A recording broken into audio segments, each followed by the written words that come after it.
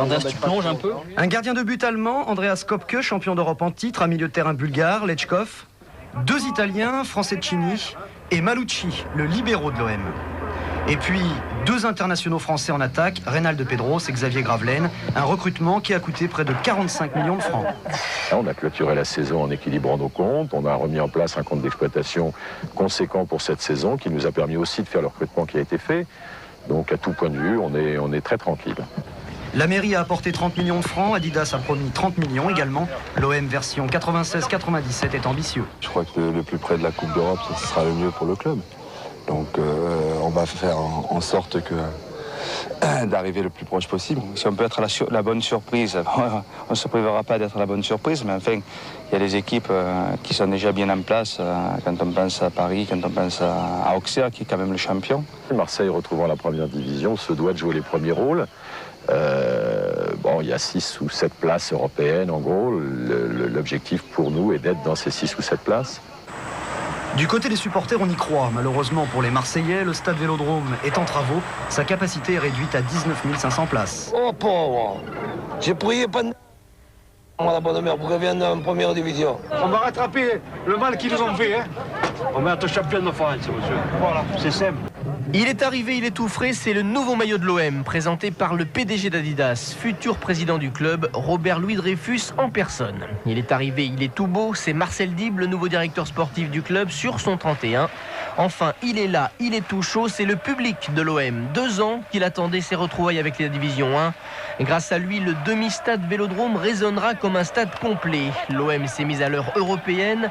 Sur les 11 joueurs qui entrent sur la pelouse, 6 sont français.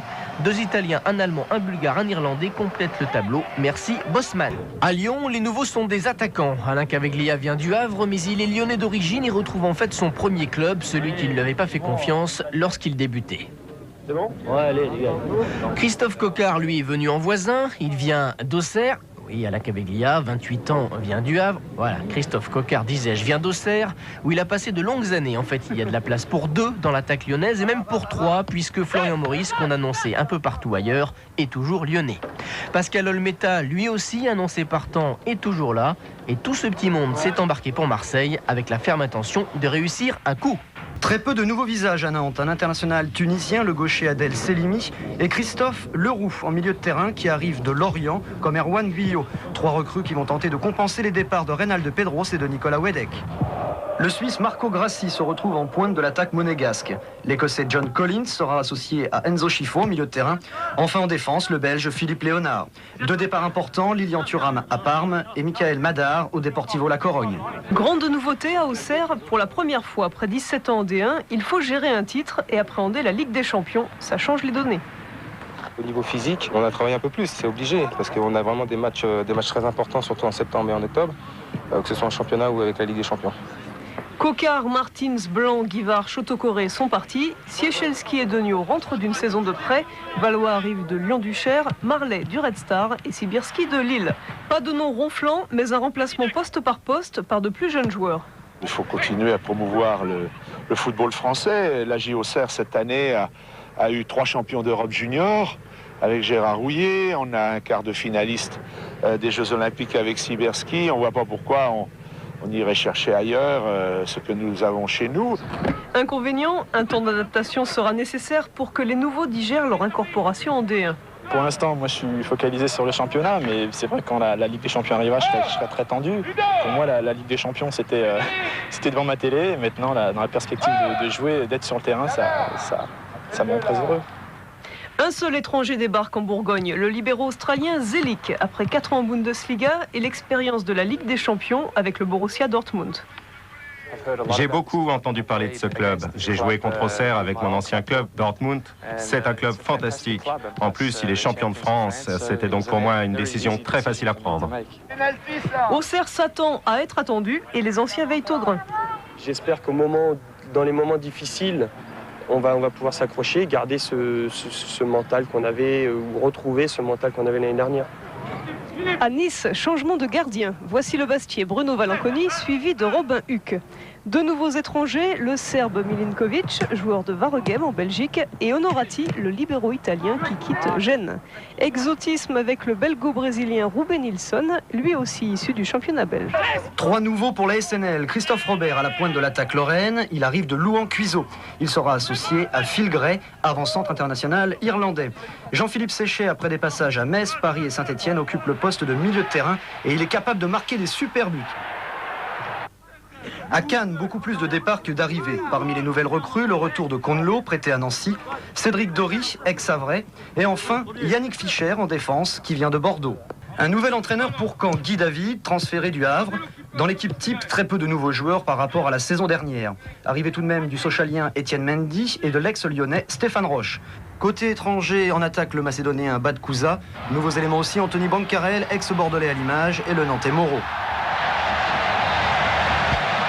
Un nouvel entraîneur à Lens, Slavo Muslin, qui arrive de Bordeaux, et 5 nouveaux joueurs pour obtenir l'objectif, une place européenne. La star de Lens s'appelle Vladimir Smisser. Cet attaquant tchèque a été l'une des vedettes de l'Euro 96. Autre arrivée, le russe Sacha Rychkov, Philippe Brunel de Guignon et David Régis de Strasbourg.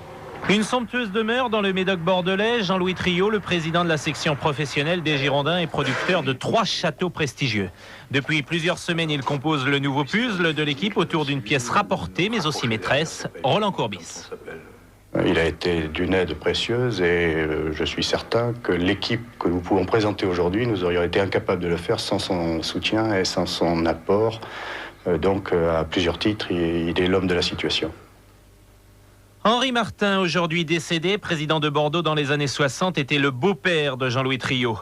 Comme le vin, les Girondins retournent donc dans la famille et s'enrichissent d'un millésime exceptionnel, le JPP 1963, à maturité en 90, toujours à boire en 96.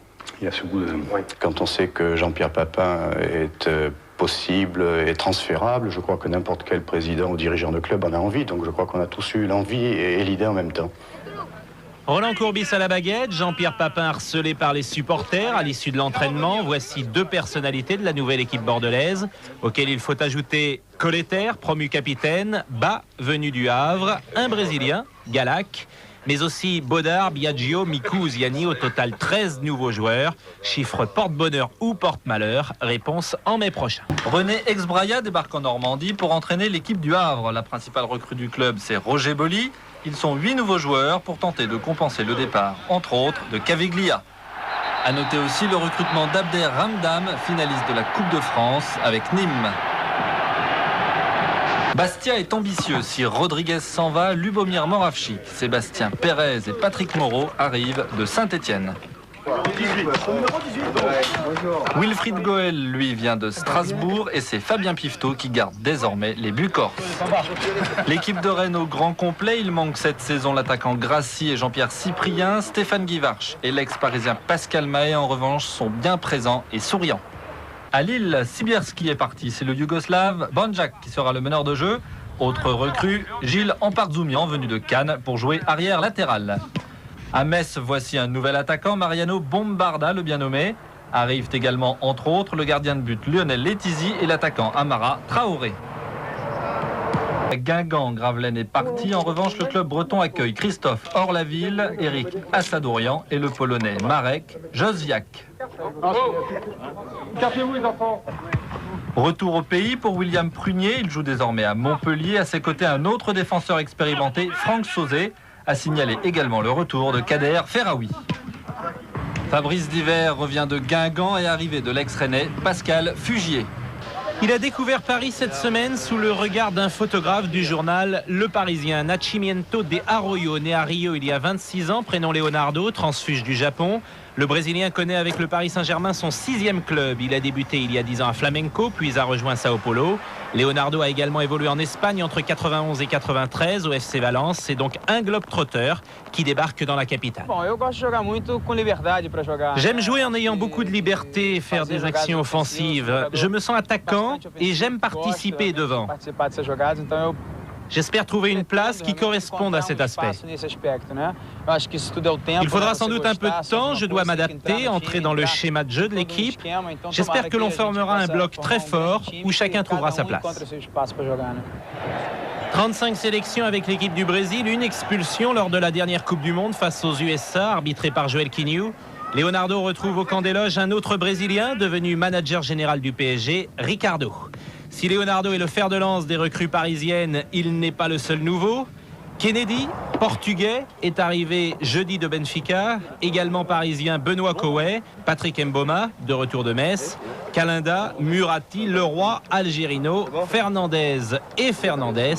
Voici la photo de la nouvelle famille parisienne. Les Strasbourgeois ont puisé dans le vivier parisien avec Francis Liasser, prêté pour 1 an, Pascal Nouma, son compère, Bruno Rodriguez en provenance de Bastia, Collet qui jouait à Nice. En défense centrale, on aura Jean-Luc Dogon, l'expérimenté bordelais. Puis la star, c'est Jan Suchoparek, finaliste à l'Euro avec la République tchèque.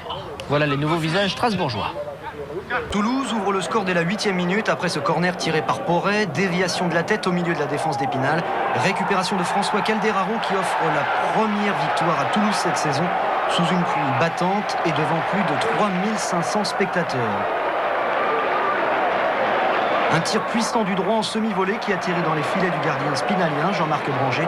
Cela mérite bien une petite pirouette. Épinal réagit vite et manque de peu l'égalisation. Cette frappe d'Oudjani heurte le montant. Montagnier était battu.